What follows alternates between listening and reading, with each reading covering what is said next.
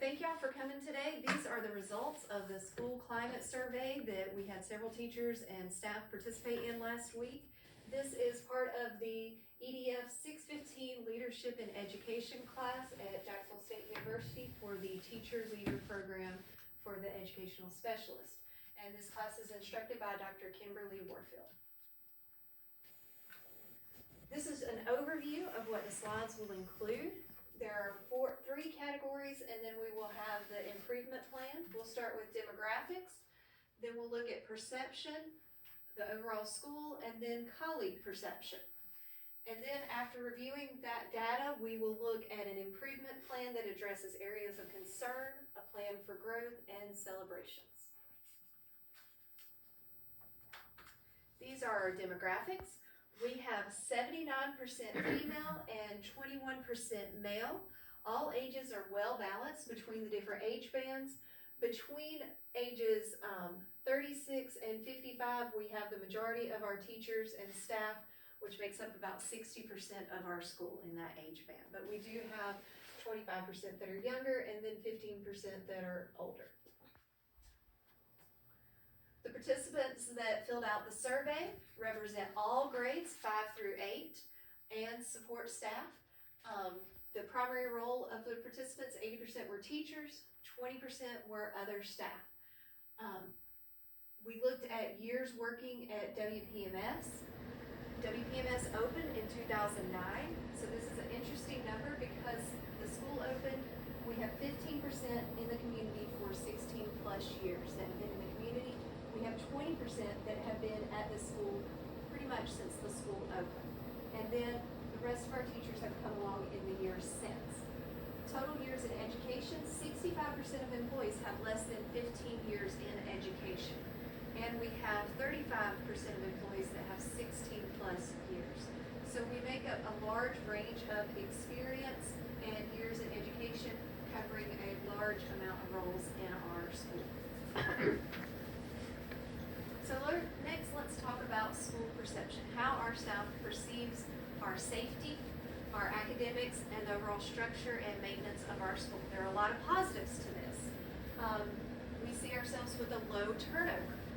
Our staff likes working here. They're committed to the vision and mission, and it is a great place for students to get an education. They're all in agreement of those things. Looking at structural and maintenance, the way the questions were in the survey, there were negative aspects to review and positive aspects to review. And you can see we are majority agree that we do not have a lot of graffiti, broken or damaged school structures. But one thing that we are a little bit split on, we are mostly in the disagree, but there's some agree here that we need some lighting for safety fixed. And that could be where we have the sensors in the hallway. And if you're at the end of the hallway where the light senses to come back on, you can open your door and go out and the light comes on. But if you're at the opposite end and it's early morning or late in the evening, it may be completely dark, and that could be a safety issue. Yes, I agree. We did have issues as far as with our lights outside, so maintenance had to come and fix 4 of those poles, and then they've addressed all those exits as well. So now I think that that's kind of fixed as far as the exterior. Okay, good. So overall, we feel safe here, and structurally, everything's set up to where it's safe and clean. Which leads me to the positive aspects. We believe our school is clean and well maintained and appropriately used. We have lots of activities that are going on with the youth organizations and the athletics during the weekends and the evenings, but it's part of our community, and so that's appropriate. We did have one participant strongly disagree with the well-maintained, so that's an outlier right there. We may want to look at, maybe there's a work order that needs to be put in or addressed for whatever that issue is. I'm not sure if that's something that we can discuss in grade level meetings just to see what that issue might be. But overall, looking at the school, our custodians do a fantastic job, and the staff and students help keep our school clean and maintained. Safety, big celebration here. 100% in agreement. Staff does not feel afraid of being a crime victim here. Staff feels like they're able to challenge discipline students. staff, feels like they can challenge the students or discipline the students without feeling a threat of violence or retaliation. We feel safe at school, and we feel safe entering and leaving the campus, and I think that lighting situation on the entering and exits that we just talked about helps with that. So very big celebration here. We've got another one of those coming up later. All right, academics. These were the questions related to academics. We mostly agree that emphasis is placed on standards, and we've had a lot of professional development to work on that, and White Plains Middle School has been working on standards-based grading for quite a while, and we're working on moving to proficiency scales. So we are in agreement that we have a lot of emphasis placed on academic standards. There were some outliers on strongly disagree, so maybe that's something we need to keep working on in our professional development and our collaboration vertically and horizontally. Standardized test scores are high at this school. We're across the board. Majority is agreeing, but it looks like there's some room for improvement there. So looking at our test scores and looking at our students, maybe we need to work on closing those gaps and looking at that emphasis. The curriculum offered to student at this school is challenging and creative. Mostly agree there, a little bit of disagree. But that is something that we are working on building. I know with Mr. Goosby's instructional partner, we've been influencing more creative. We have escape rooms going on. We have classroom transformation. So I think we're addressing that deficit there. And finally, adults in this school have high expectations for student success. As a parent, to have a child here, I'm glad for that, and I completely, strongly agree with that, and as most people do. But again, there is some room for improvement in our focus on academics. And I think as teachers, there's always room for improvement there. Y'all have any questions about this slide? I can ask questions. I think that second column, as far as the standardized test scores, that's something that we know across the state in math that middle schoolers are struggling with those standardized test scores. So I'm wondering if the people that selected that, it may have been because of our math scores, which. And I think we'll see a change in that with the Numeracy Act and the Literacy Act and the kids that are educated under that coming up. And I also think right now we have a little dip because we've got kids who experience COVID loss For sure. as well. So Our eighth graders, they yes, got major math goals. major. So that is something I think that will shift in the years to come. And we have a plan in place. All right, next we're going to talk about colleague perception. Take this personal, but it is good to see this on a survey so that we can address this and know how people are feeling at the school. This all centers around respect, and my first slide after this will look specifically at different ways we feel respected in the school. But we're also going to look at the admin to teacher relationships, the rapport there, and the teacher to student relationships and how that's perceived. Of course, no students took this survey, but how it's perceived by the teacher. I'll come on in, and if y'all have questions, y'all can feel free to ask questions.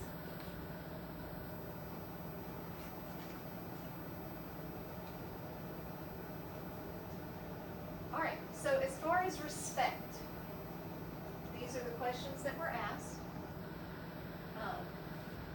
We are all in agreement that we respect each other's opinions, and I think we've created that climate with our grade level meetings and how we talk freely and we discuss and listen.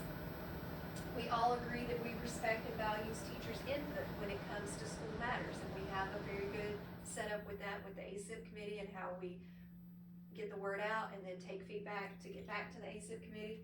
We all agree that teachers show respect for students, and of course, being a teacher needs to be rewarding. I have the opportunity to do what I do best every day. We all agree on that.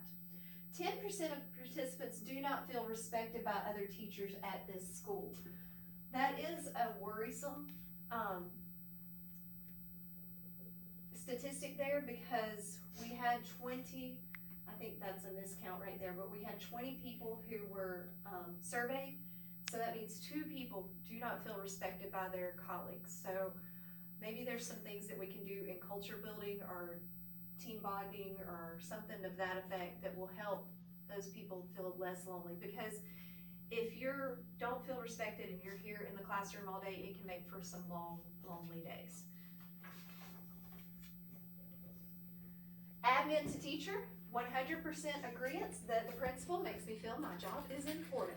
So thank you, ladies. Room to improve, praise for good work, feeling cared about as a person, and encourage development.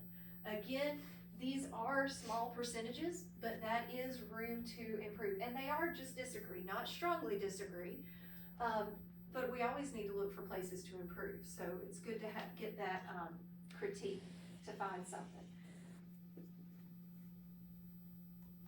Another big celebration, teacher to student. We all love our students and we're all here for our students. We help the students. We make WP. We show interest in them as people and we want them to be successful. That was 100% across the board agreed on that. In fact, when I was tallying the surveys, when it got to that section, it was just straight down, straight lines. So everybody agreed with that.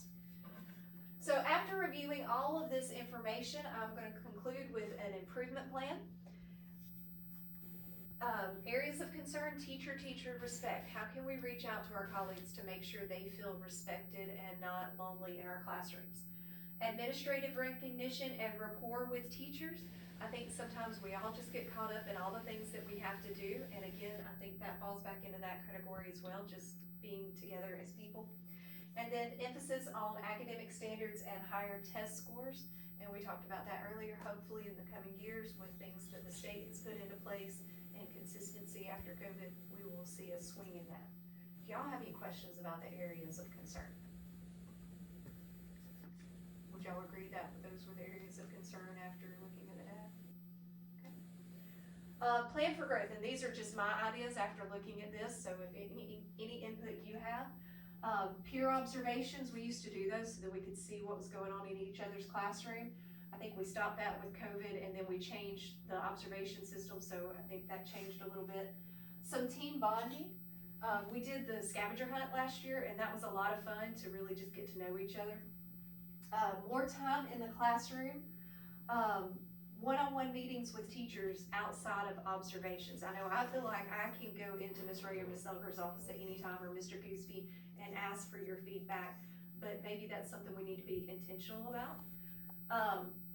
Consistency vertically and horizontally on standards to improve ACAP scores, and we are working on that through our TLCs and our meetings throughout the county as well, so I think that will improve. Celebrations, we feel safe. If we can't feel safe, then we can't teach well, the students can't learn. We are student focused, so we're safe, we're student focused, we have our priorities in order there. Of course, there's always room to improve. Any questions, Johan?